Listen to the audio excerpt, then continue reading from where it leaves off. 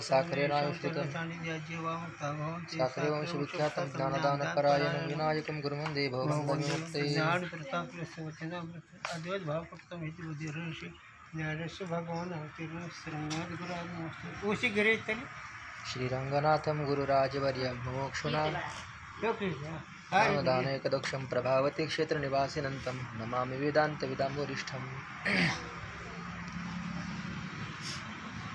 इस रीति से मोक्ष काल में परमात्मा से भिन्न ही दुखरहित होए के व्यापक आत्मा जड़ रूप स्थित होवे है।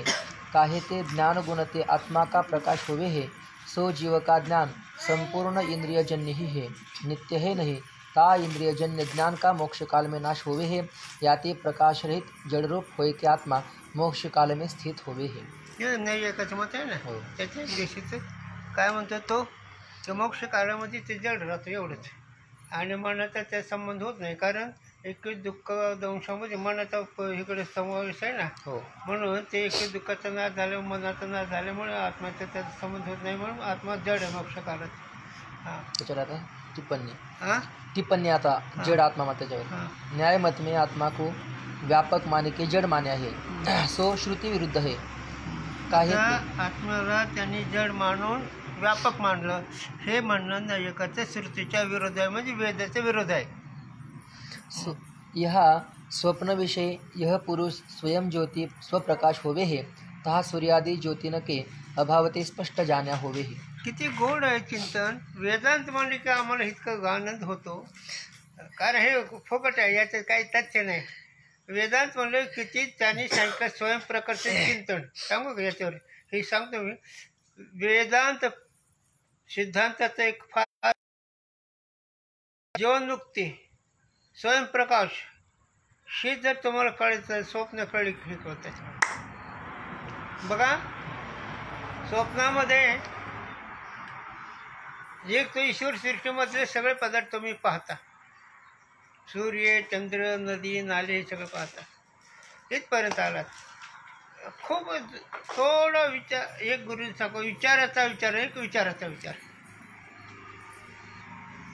स्वप्नामध्ये तुम्ही नदी पाहता पाणी पाहता माणसं पाहता किंवा सगळा व्यवहार पाहता चंद्र सूर्यसुद्धा पाहता त्याचा प्रकाशक तुम्ही आहात। हो काय सांगावं रे वेळ कळलं तर काढ्या नाही तर पाहणार मग तुका म्हणे सोपे आहे सर्व म्हणे शाळा तर ध्वनी घेत असेल तुकोबरा म्हणतं कळलं तर नाही तर काहीच नाही मग उगाच विनाकारण रीती गुंचे मोकळे कोणते नाही भारून जावे कुठे ते सांगू का नको अनात्म्याकडे गेलो सगळे चुकले जावे। तर स्वप्नाच्या दृष्टांताने व्यापक आत्मा आहे आणि व्यापक आत्मा असल्यामुळे तो स्वयंप्रकाश आहे आणि म्हणून हे नायकाचं मत जड मांडणं निवळ आंदोलनाचं भाग त्याला आणि जड मानायचं आणि पुन्हा व्यापक मानायचे किती बुद्धिहीनतेचं लक्षण आहे। जड अरे जड कशाला म्हणले तर त्याला लक्ष आलं का जड या शब्दाचा अर्थ आपल्या शास्त्रामध्ये जिथं स्फूर्ती आणि सत्ता नाही अस्तित्व नाही आणि सत्ता नाही त्याला जड म्हणायचं आणि शेज नाही एक म्हणतात आणि त्याच्याच एक मग विषय आला मग ते नायकाचं एक दिवस आहे ना ते वैयाकरण आहे वैयाकरण आहे त्याचं नाव आणि ते वैयाकरण ती त्वचेच्या संबंधी मनाच्या संबंधी आत्म्याचं ज्ञान होतं असं म्हणलं ना की त्याचं हे मत आहे वैयाकरण त्यातलेच एक महत्त्वाद आहे त्यातलं त्याच पक्षाचा एक ग्रुप वेगळा त्याच्या एवढं चिंतन फक्त एवढंच आजच्या चिंतनामध्ये की आत्मा जड मानणं चुकीचं आहे आत्मा स्वयंप्रकाश आहे स्वयंप्रकाश म्हणजे स्वतः ज्ञानरूप आहे त्याच्या अनुभूती सांगितली स्वप्नाच्या दृष्टांताने। स्वप्नाचा दृष्टांत कळले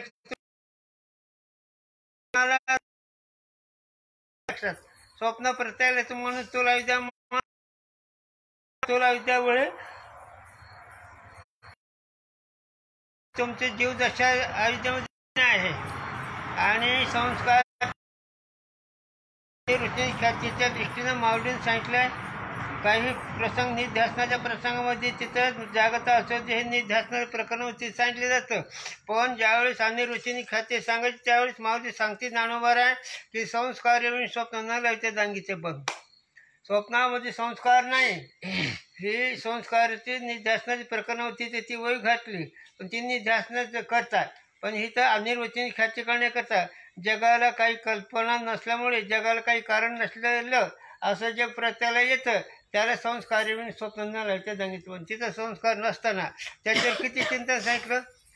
एक महत्त्वाचं दर्शनात सांगा, असं तुम्ही कोणत्याच जन्मात नाही पण तिथं तुम्ही पाहता. कोणता दर्शन सांगितलं? शिरच्छेद स्वतःचे. वा, आहे ना महत्त्वाचं दर्शन. मग शिरच्छेद तुम्ही कोणत्या जन्मामध्ये कोणत्या काळाला पाहिला, पण स्वप्नामध्ये तुमचं शिरच्छेद तुम्ही पाहता नाही. हे आहे मायाचं कर्तव्य, हे मायाचं अघटित्व आहे. हां, हे मायाचं अघटित्व. माया म्हणजे तुझं न कळणं. माया या शब्दाचा अर्थ काही भाऊ नाही. हां, तुमचं न कळणं त्याला अनेक प्रसंग प्राप्ती दिल्या जातात.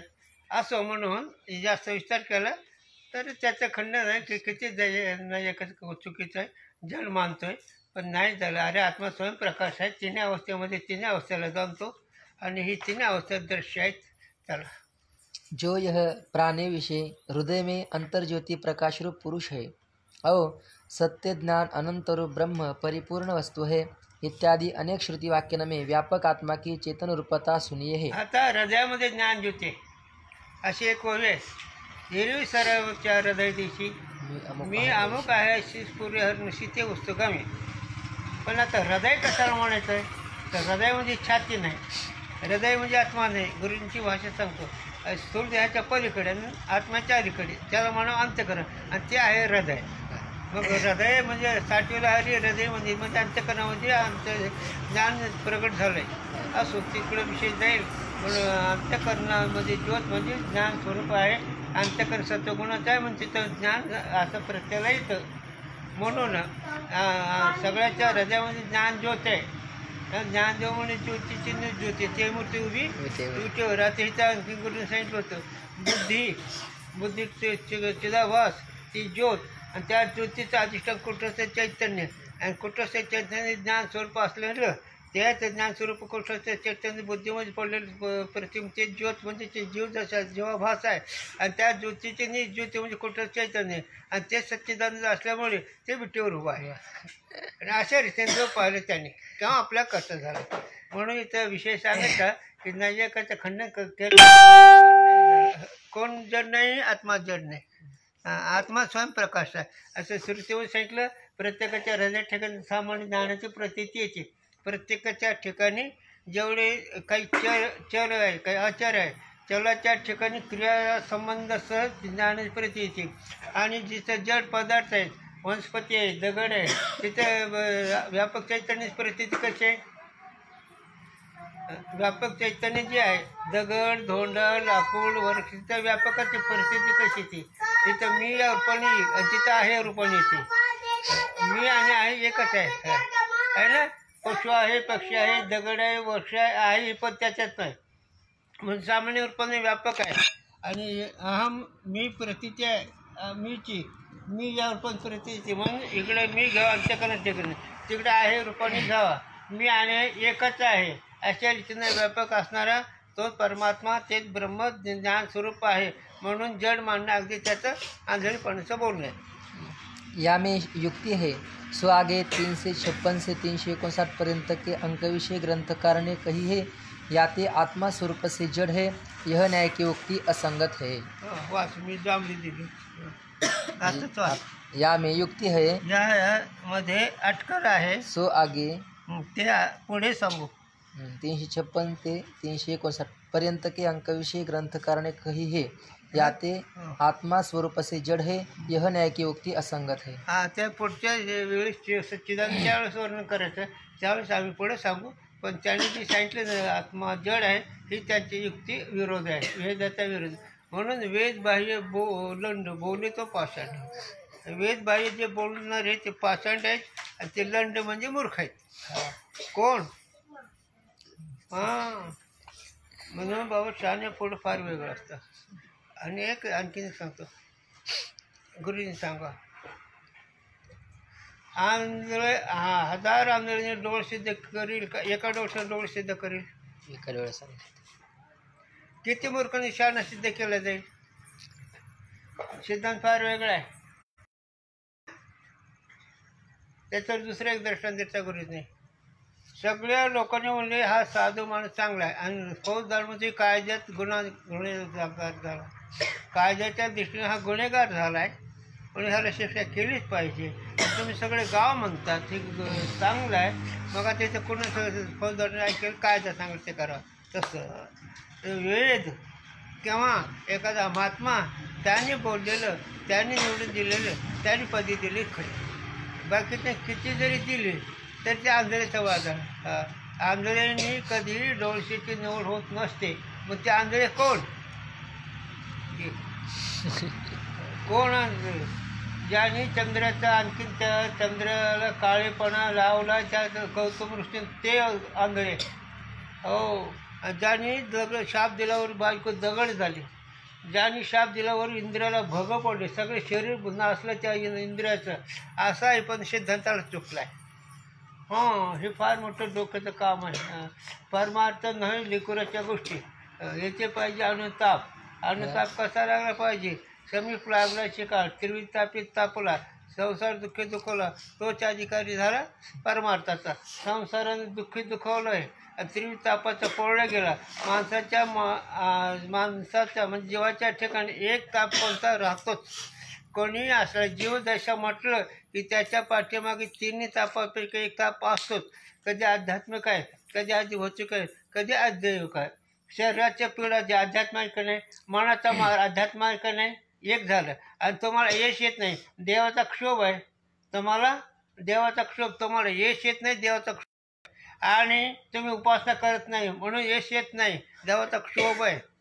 आणि आदिभौतिक आदिदैविक, आणि तुम्हाला नागाची वाघाची भीती आहे का नाही, मग हे आदिभौतिकाकडून दुःख होतं आहे. कधी शारीरिक दुःख रूप आहे, कधी मनाची चिंता अध्यात्म रोग आहे, आणि कधी देवाचं क्षोभतोय. म्हणून बाबा रे, हे त्रिविध दुःखापैकी एक तर ताप असतोच, आणि दुसरी गोष्ट त्याच्या पाठीमागं दुःखाचं कारण तुमच्याजवळ, तो पण तुम्हाला दुःख होणारच. दुःखाचं कारण म्हणजे तुमच्या स्वरूपाची अनोळख आहे, आणि अनोळख ही स्वरूपाची असल्यामुळे तुम्हाला कितीही जरी झालं तर तुम्ही दुःखातच पडता झालं. पण त्याच्यावर मोह नावाचं एक पडदा आहे, त्याच्यावर विश्वासिक नावाची एक वृत्ती आहे, आणि जगसत्याचं एक बुद्धी आहे.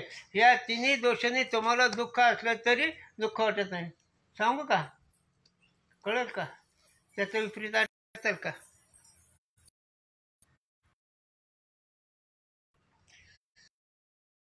च्या बाहेर दुःख झालं ती कोणाची कदर करत नाही, कोणाचीच करत नाही कदर. जीवाच्या शक्तीच्या बाहेर दुःख झालं ती कदरच कोणाची करत नाही, कुणाचीच. कशावर ना? इष्टमित्र सजन सखे हे तो सुखाची मांडणी, एकाला मी दुःख भोगली कुंप पाक जात नाही. का आहे का? त्याच्या शक्तीच्या बाहेर दुःख झालं की त्याच्या संपर्क कदरच नाही. असं त्याचा ते का सांगायला लागलो मी? काय कारण आहे की हे आंधळेपणाचा बाजार कोणाचा? आता सांगितलं, ज्यांनी शाप दिला इंद्राला, इंद्र पडले भग, चंद्र झाला काळा, नारद चुकला चाळा, हा मोहिनीचा संगे भस्म, अज्ञानाच्या बोंब असते. जोपर्यंत नाही तोपर्यंत ह्या मोठमोठ्याची ही अशी स्तर आहे. त्या पुष्कळ सांगता येईल मला, पण द्या सोडून. आत्मा स्वयंप्रकाश आहे, एक जड म्हणते त्याचं चुकीचं आहे. आणि स्वयंप्रकाशाचा अनुभव, जगत मिथ्यत्वाचा अनुभव, जगाला कारण नाही याचा अनुभव, स्वप्नाचा विचार करावा. स्वप्नाला कारण नाही, स्वप्न नाही म्हणता येत नाही, आणि विचारापुढे ते सिद्ध होत नाही. आणि ते स्वप्न म्हणजे कोण? त्रिभुवन. हे त्रिभुवन ज्ञानदेव म्हणे पाहता पाहिले स्वप्न केले जायचे गणगत, कोणाचे मायबाप मृग जल जाईल, ही तर परमार्थाची खूण कळती, ही तर खूण कळती. हो, आनंद आहे. आत्मा जन्म मरून रहित आहे. कोणाचे मायबाप, कोणाचे मृग जल जाईल, अनिर्वचनीय आहे. नाही म्हणा तर प्रत्येक आहे. साधूंच्या विचाराने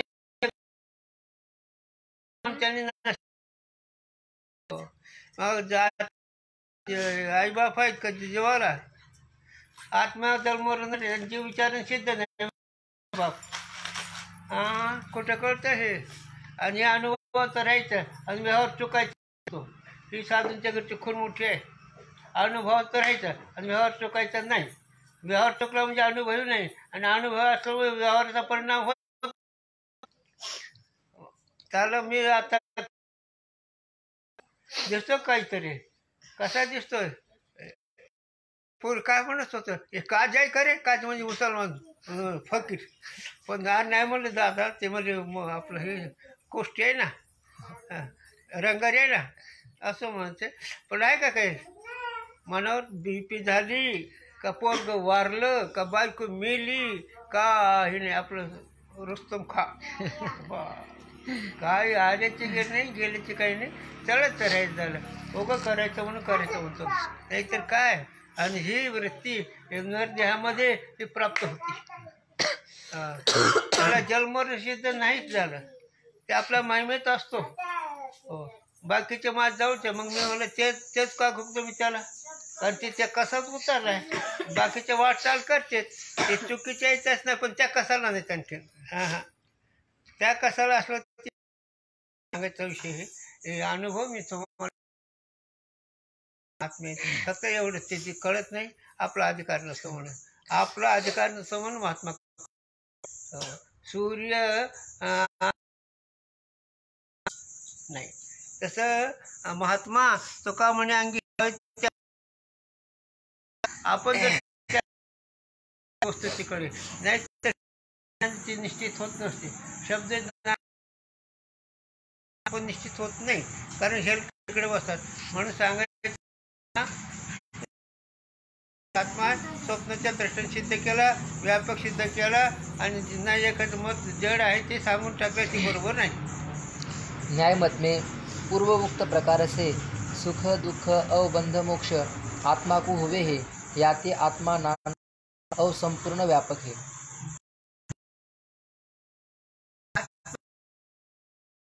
आणि आत्मा नान असून व्यापक आहे. म्हणजे माणसाने माझा बाप ब्रह्मचारी म्हणल्यासारखं बोलणं याचा. हो, माझा बाप ब्रह्मचारी नाना मानायचे आणि व्यापक मानायचे. किती कुणी सांगू शकेल का नाही. अनेक व्यापक आहे कसं करता मला. म्हणून त्या गुरुने सांगितलं इथं, सांगायला सांगावं नाना मानू नको, आणि नाही ऐकायला सांगा जड मानू नको. त्याच्या जडाचा खंड नाही. आणि यांचं नाणं सांख्यवादांनी बी आत्मा चिद नाना मानते. पण त्याला चिद मानतो कसं, नाना कसा म्हणतो बघ. त्याने नानापद काढायचं आणि त्यांचं जड पद काढायचं. दोन्ही एक व्यापक आहे असं सिद्ध होतं. म्हणून त्यांचं म्हणणं नाना मानून व्यापक मानणं हे अगदी विरोध आहे.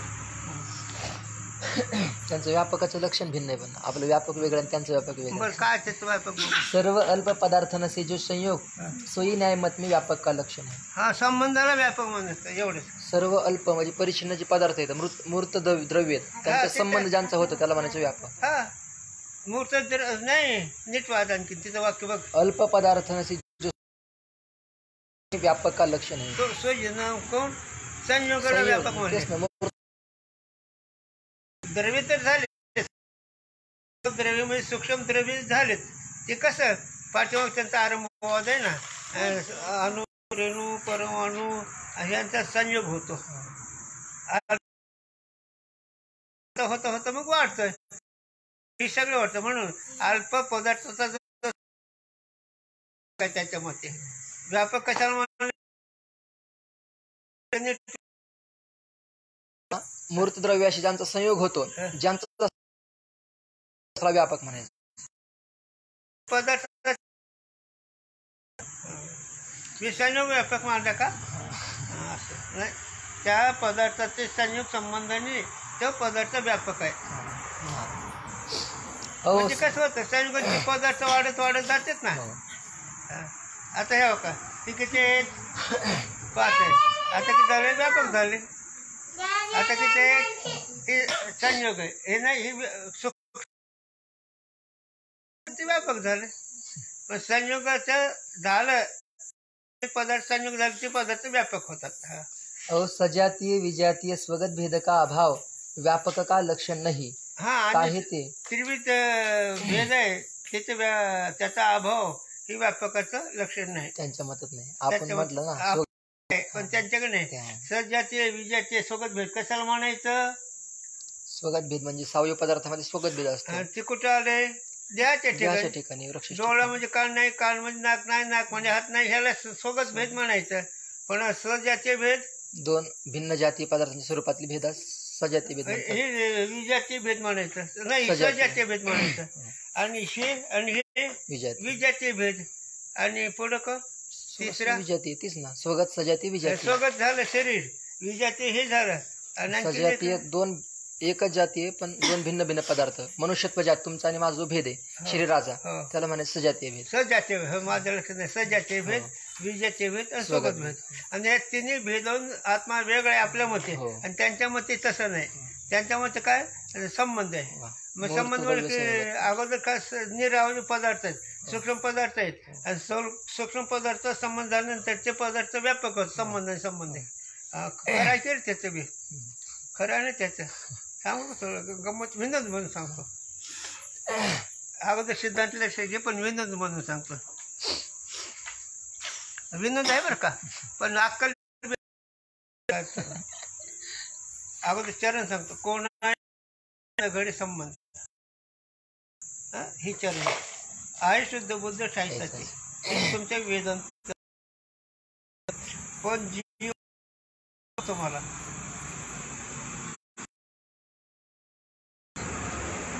जुनी पद्धत तुम्हाला हिरा माहीत असेल कोण नसेल.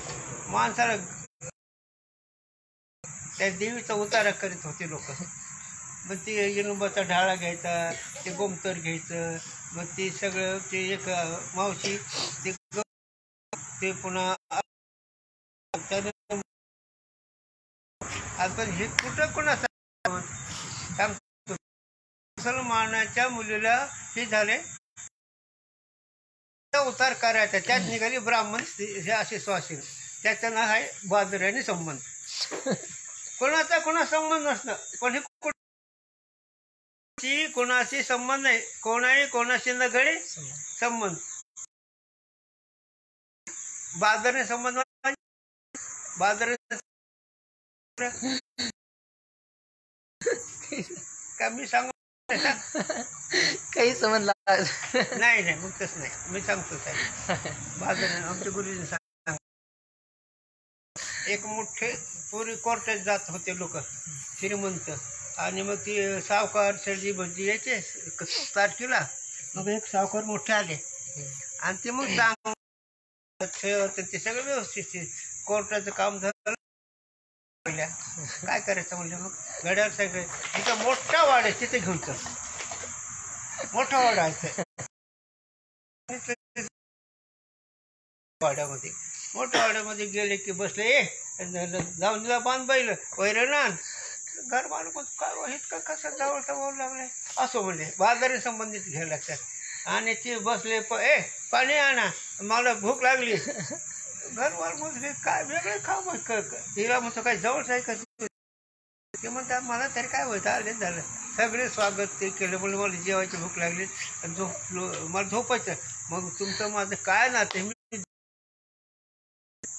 मग ते चहा पाणी मला जायचं आता. घर मारून काय बाप काय घेऊन चहा पाणी झालं निघाले. मग ती पूर्वी पद्धत होती, मारुतीच्या पारापर्यंत वाटत स्वामीने सांगितलेलं आहे. चैतन्य स्वामी मारुतीपाशी चांगले उभं केलं. हे बघा पाहुणे म्हणले, तुमचा आमचा संबंध तुम्हाला सांगतो. तुमच्या परसा आणि माझ्या सांगायला बोरीच्या लाकडाची चाक आहे का नाही. ह्याला म्हणा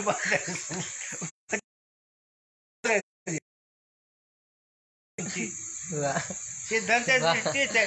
तुम्ही अनादि अनंत आहेत.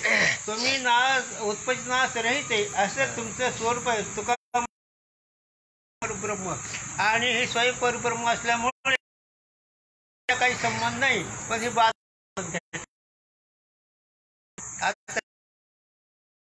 तर इथे कसा समज सांगतो तुम्हाला. उदाहरणावर सजातीच आहे, पण प्रातिभाषिक सत्तेच्या दृष्टीने आहे काय काही वस्तू सिद्ध चिंतन केलं तर प्रातिभाषिक पदार्थाच्या दृष्टीने काही संबंध आहे का? मृगजळाच्या पाण्याने किती ऊस थळ लावले, किती हारण तप्त झाले, मग ते पाहायला आहे का नात आहे? तसं जहादिक जगत त्या कक्षात आहे. माऊली मृगजलोत गेलेलं आहे. मग मृगजलोत कुठे कळते? आणि मृगजलोत काय कारण आहे? ज्याला कारण नसतं ते विवर्त असतं. मृगजल नदी ब्रह्मगिरून निघाली का? बंगालच्या उपसागराला मिळाली का? तसं आता तुम्हाला अज्ञान हे सिद्धच नाही. आत्मा व्यापक सच्चिदानंद आहे आणि उत्पत्ती नाशरहित आहे. नाही म्हणता येत नाही. नाही म्हणावं तर माणसं किती दुःख झालेत, त्या दुःखाला याचं नाव काय? आहे ना. नाही, अघटित घटना हे अघटित घटना करून दाखवते, नाही ते दाखवते आणि नाही तिथं एकच साधू संतांच्या दृष्टीने तिथं काय विचारायचं. बाकी सगळ्या ह्या माय किती असो, एक जर महात्मा सोडला, एक महात्मा जर सोडला तर तळमळ कोणा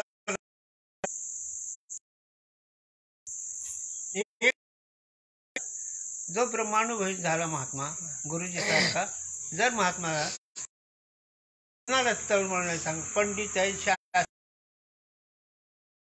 तपेश संन्यासी सगळे तळमळी. जो देखे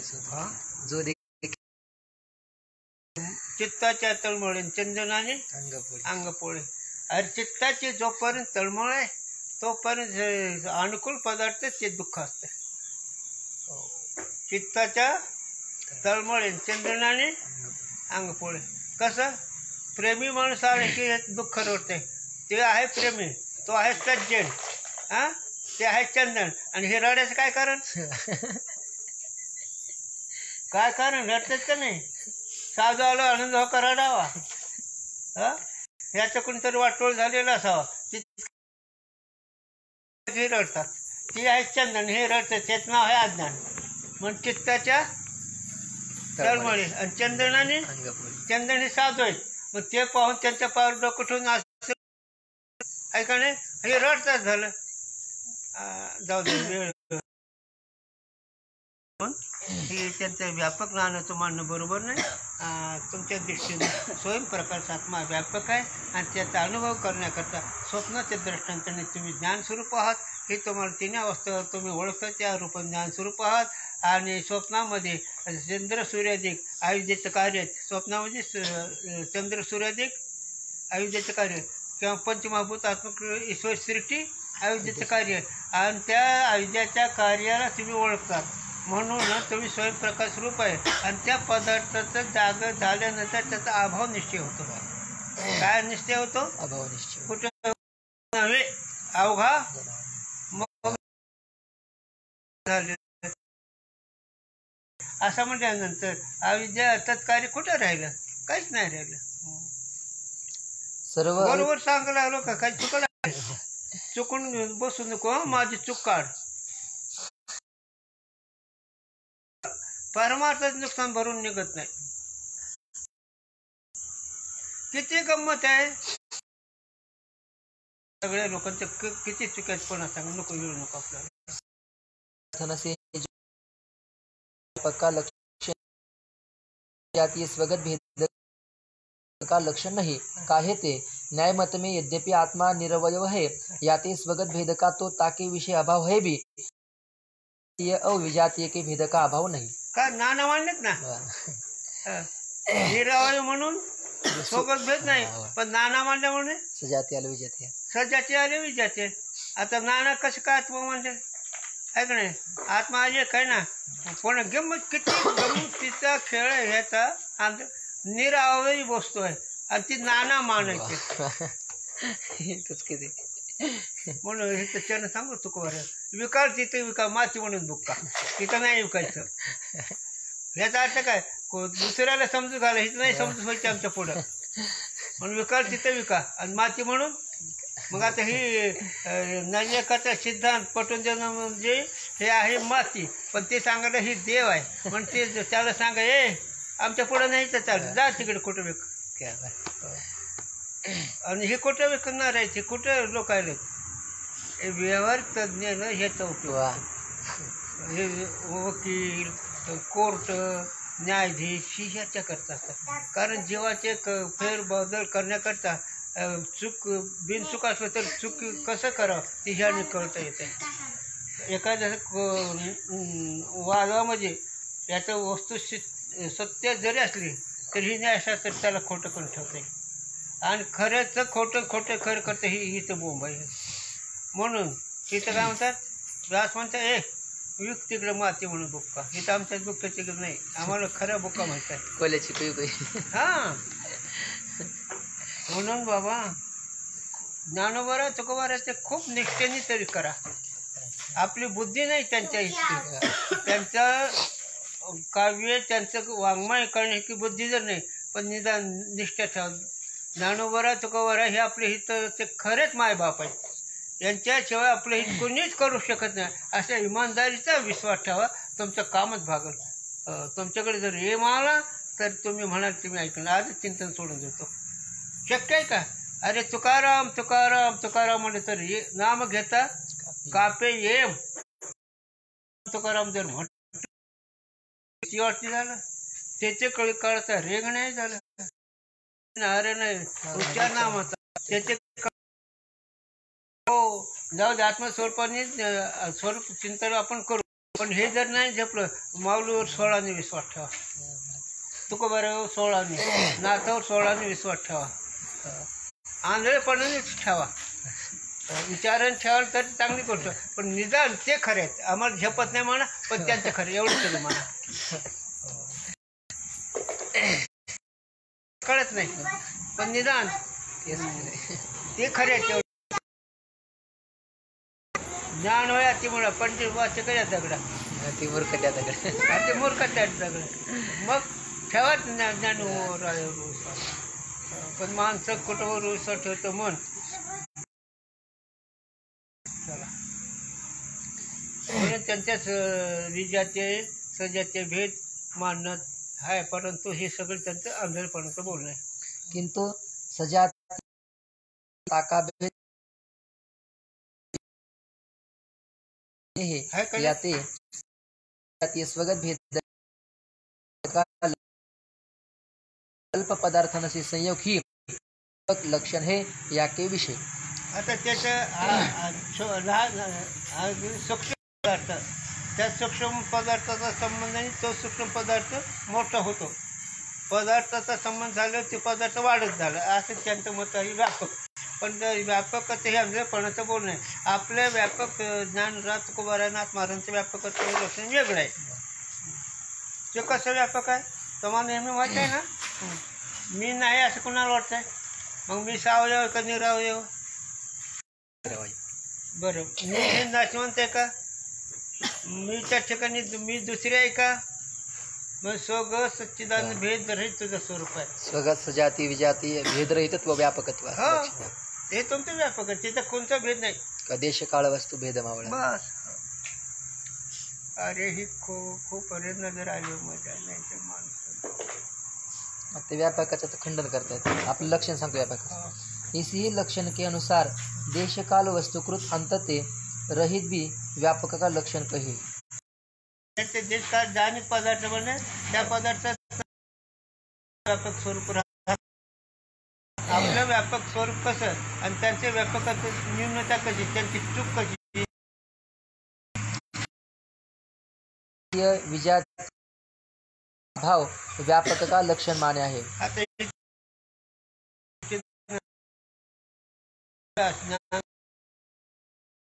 हे तिन्ही भेदरीत व्यापक कसं आहे सोपं सांगतो. 4 भूतामध्ये लक्षण, पण आकाशाच्या ठिकाणी आकाश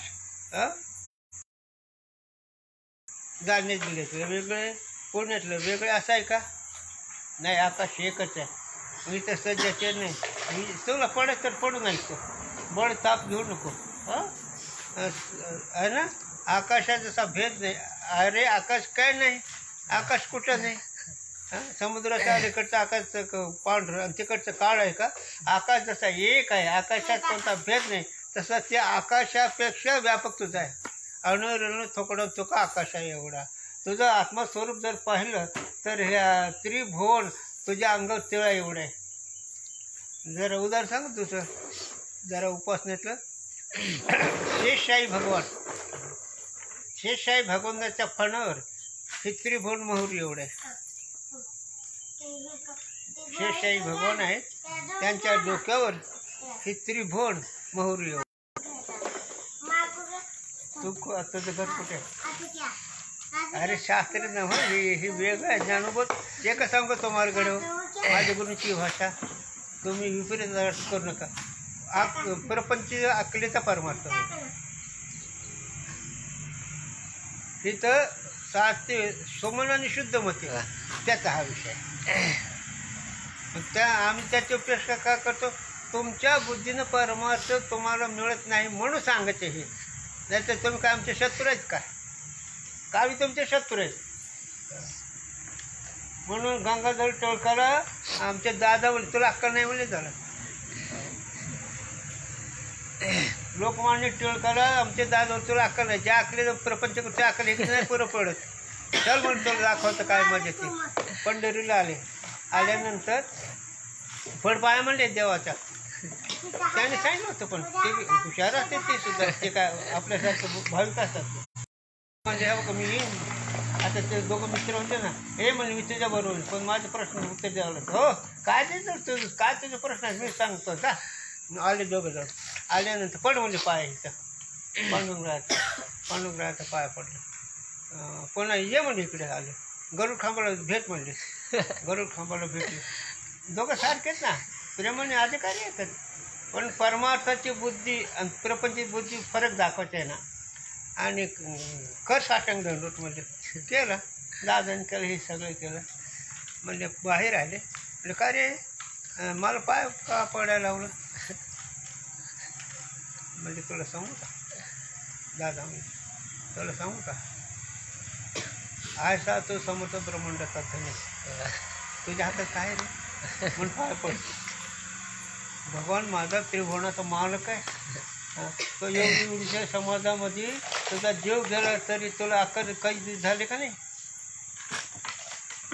चिंतनाच्या दृष्टीने बोलत बरं का. ती त्या क्षेत्रात त्याची खूप अपूर्वता आहे. पण चिंतन साधूंच्या दृष्टीचं चिंतन नीट घ्यावं लागतं. त्यांची उणीवता नाही, त्या क्षेत्रात त्यांची किंमत आहे. पण इकडे त्यांच्या किंमत नसते. म्हणून कुठं पद कुठं वापरू हे कळलं पाहिजे. नंतर हे सांगत बसलं तरी जमत नाही. हां परमार्थाची शक्ती परमार्थाची बुद्धी काय असा तो समर्थ वर्मही जाणून कळकळ करे. म्हणजे समर्थात जण अरे याच्या संकल्पना जगाचे राहते साधे. तुझ्या संकल्पना काय व्हावं लागले खरा घरी बरं. म्हणजे मला गरुड खांबाल का. गरुड खांब ही भगवंताचं वाहन आहे, पवित्र. त्याच्या पायावर डोकं ठेवून तो पवित्र होते. म्हणजे झालं. म्हणजे कान धरून नाचा लावलंय आणि साठण लावलं. कान धरून नाचा लावले तर तुम्ही चुकलो म्हणून क्षमा. साठण लावलं आता पोचून सगळं आठवण तुला. ते चुकीचे त्या क्षेत्राने वाघ होते पण त्याचा ह्याचा उपयोग नाही. त्या क्षेत्राचा त्या क्षेत्राचा उपयोग नाही झाला. त्या क्षेत्रामध्ये काही टक्केवारी उपयोग होतो पण नाही झालं का. येऱ्याचे माईक दुःखाचे संपलं ना. हे सगळं कसं ठरलंय येऱ्याचे माईक. आणि ते दुःख नीट करायला गेलो काय होतंय कसं आहे. असं हे का मी सांगितलं इतकं की परमार्थाच्या दृष्टीनं बुद्धी फार वेगळी आहे. ते परमार्थाची बुद्धी बहुत सुकृताची जोडी सुमन आणि शुद्धमती ही याला लवकर प्राप्त होत असते. बाकीचं आपापल्या भूमिकेने चालायचं असतं. म्हणून त्यांचं व्यापकत्व बरोबर नाही. त्यांच्या ठिकाणी स्वगत सती हे भेद आहे ते बरोबर नाही. आता आपल्या दृष्टीने सांगू लागला आपल्या दृष्टीने परमात्मा व्यापक आहे आणि आत्मस्वरूप तुझं व्यापक आहे. तो आत्मा आहे, तो देह नाही, तो स्त्री नाही, तो पुरुष नाही, तो मूर्ख नाही, तो शहाणा नाही, तो एक परमात्मा रूप आहे.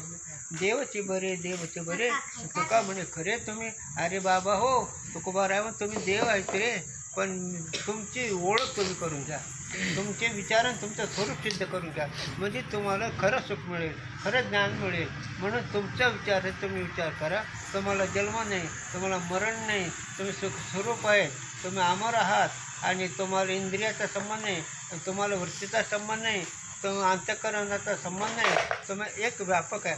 आकाशाला जसं कोणाचा संबंध नाही, आकाशाला पावसाने भिजत नाही आकाश, अग्नी जळत नाही आकाश, वाऱ्याने उडत नाही आकाश, आणि असं जे आकाश आहे आणि त्या आकाशाच्याही पलीकडचं स्वरूप आहे. म्हणून तुला हे तुझ्यासारखं स्वरूप, तुझ्यासारखं ज्ञानस्वरूप, तुझ्यासारखं सत्स्वरूप तूच आहे झालं. आणि हे कळल्यावर मग साधुबोध झाला. आणि हे कळण्याकरता ही सगळं चिंतन आहे.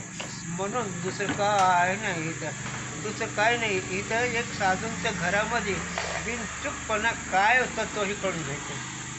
साधूंचं तत्व काय, साधूंचं ध्येय काय, ज्ञानोबाऱ्याचं म्हणणं काय, तुकोबाऱ्याचं म्हणणं काय, हे कळायचं. आणि हे गुरुजीसारख्या महात्म्याकडून कळत असतं. आम्ही सेवक आहे, आमचं कळेल म्हणून असा प्रश्न आमच्याकडे नाही, पण गुरुजीसारखेकडून कळेल हे. कारण त्यांच्यावरती शक्ती असते, त्यांच्याजवळची अनुभूतीची शक्ती असते. आम्ही त्यांनी शिकवलेले धडे तुमच्या पुढे वाचून दाखवतो, असा त्याचा अर्थ आहे. म्हणून सांगायचा विषय की त्याचं मत जड नाना म्हणणं अगदी चुकीचं आहे. आणि आपल्या दृष्टीनं व्यापक आत्मा ज्ञानस्वरूप आहे, सुखस्वरूप आहे. आता याचं चिंतन उद्या ऐकू. पुंडलिक वरधारी विठ्ठल श्री ज्ञानदेव तुकाराम माऊली ज्ञानेश्वर महाराज की जय. विठ्ठल विठ्ठल विठ्ठल. पुंडलिक वरधारी विठ्ठल श्री ज्ञानदेव तुकाराम माऊली ज्ञानेश्वर महाराज. म्हणून तुला सांगतो पुरुषोत्तम, हे गुरुजी दादा, ही सगळं जग त्यांच्या विरोधात होतं. हे कर्म आणि महाराज आहेत लौकिकामध्ये, ते सुद्धा विरोधात आहे. त्यांचे नाव घेऊन सांगत आहे, पण ते होते खायश करो मारू टक्कर.